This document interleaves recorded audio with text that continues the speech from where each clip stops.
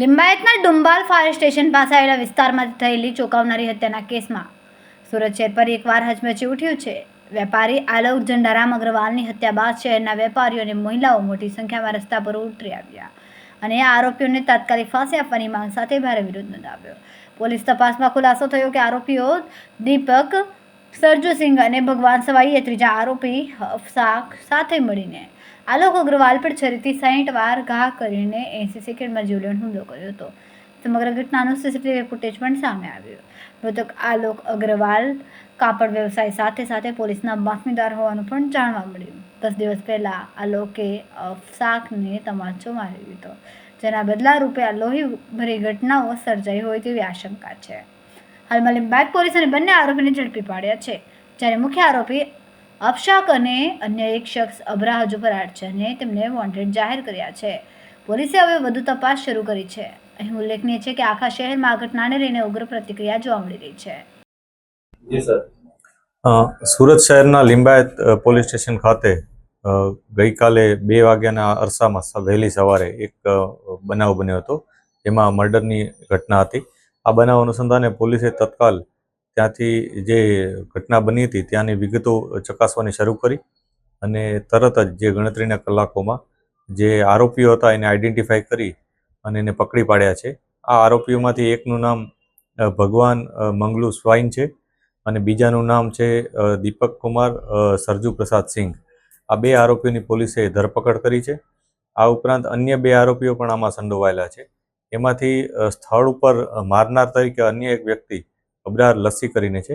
Police હજી એને શોધી રહી છે. આ ઉપરાંત ચોથો વ્યક્તિ અશફાક કરીને છે. આમાં મૂળ જેનું કહી શકાય એ અશફાક છે કે અશફાકનો ઝઘડો જે મરણ જનાર છે એના સાથે થયો હતો અને એ ઝઘડા અનુસંધાને અશફાકના મિત્રો હતા. તો આ લોકોએ નક્કી કરેલ કે આને કઈ ને કઈ રીતના પાઠ ભણાવવો છે. એ પ્રકારની માનસિકતા સાથે એ લોકો આવ્યા હતા. ત્યાં જઈ અને એના સાથે આવી રીતના મારામારીનો બનાવ કરી અને એની હત્યા નિપજાવી હતી. આ બનાવ અનુસંધાને પોલીસે અન્ય જે 2 આરોપીઓ છે એની પણ ધરપકડની અત્યારે પ્રક્રિયા ચાલુ છે.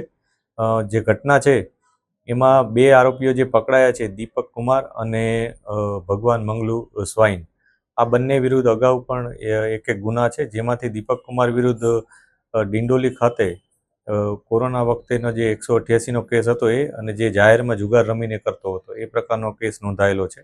આ ઉપરાંત જે અન્ય વ્યક્તિ છે ભગવાન સ્વાઈન, એના વિરુદ્ધ 135 જીપી એક્ટ 135નો ગુનો નોંધાયેલો છે.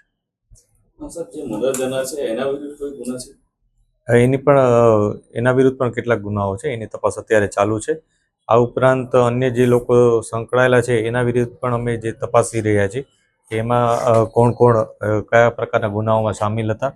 અને બીજી એક વસ્તુ એ છે કે આમાં જે લોકો ચોથાનું નામ આપે છે અશફાક, એને પણ એવિડન્સ અમે વેરીફાઈ કરી રહ્યા છીએ કે ખરેખર એ ઇન્વોલ્વ હતો, કઈ રીતના ઇન્વોલ્વ હતો, એ લોકોનો જે વાતચીત થઈ હતી એ વાતચીત અમે તપાસી રહ્યા છીએ અને એ મુજબ જે પણ એવિડન્સ મળશે એ મુજબ કાર્યવાહી કરવામાં આવશે.